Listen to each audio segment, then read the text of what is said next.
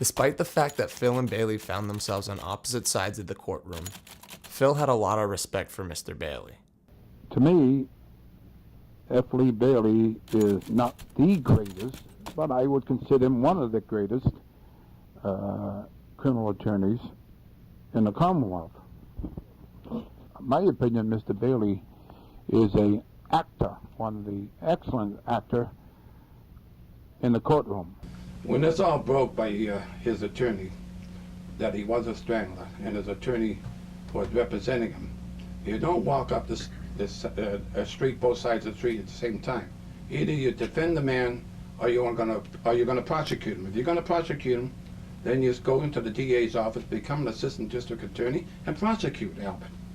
But his attorney was saying he is a Boston Strangler, and he's telling the world that his client is a Boston Strangler. I never heard that in my whole life.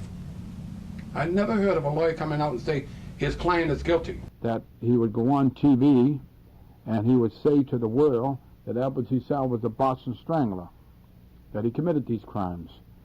Again, he would go on TV and say that he's defending him, and he's defending him on the theory that Albert DeSalvo was crazy.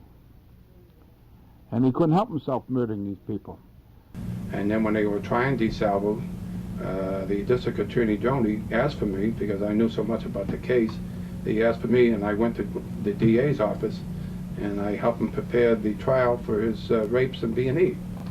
And that's when they tried to bring out, his attorney tried to bring out that he was a Boston Strangler. But he was sick at the same time. And he would go free.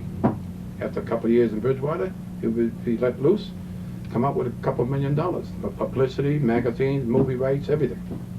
But later on, at the trial, we proved that Albert DeSalvo wasn't crazy.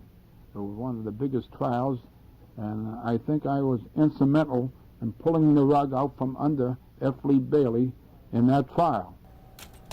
So since then, I've had my doubts about Mr. Bailey.